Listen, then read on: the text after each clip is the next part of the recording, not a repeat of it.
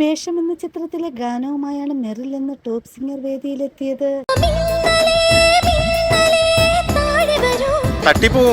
കൈതപ്രത്തിന്റെ വരികൾക്ക് KS ചിത്ര ആലപിച്ച ഗാനമാണ് താരം മനോഹരമായി ആലപിക്കുന്നത്.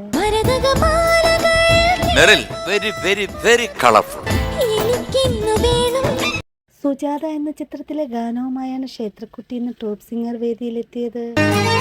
ഇന്ന് മധുവങ്ങളുമായിട്ട് നല്ല ചർച്ചയാണല്ലോ.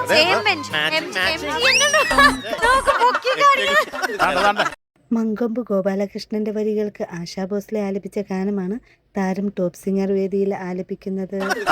അതിന്ന് കഴിച്ച സാമ്പാർ ക്ഷേത്രക്കുട്ടി സൂപ്പർ സൂപ്പർ സൂപ്പർ.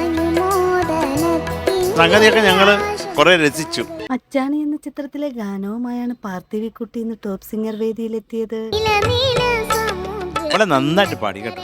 ചില സംഗതികളൊക്കെ കൊച്ചു കൊച്ചു സംഗതികൾ ബ്യൂട്ടിഫുൾ ആണ്. ജി ദേവരാജൻ മാഷിന്റെ സംഗീതത്തിൽ P മാധുര്യമ്മ ആലപിച്ച ഗാനമാണ് താരം മനോഹരമായി ആലപിക്കുന്നത്.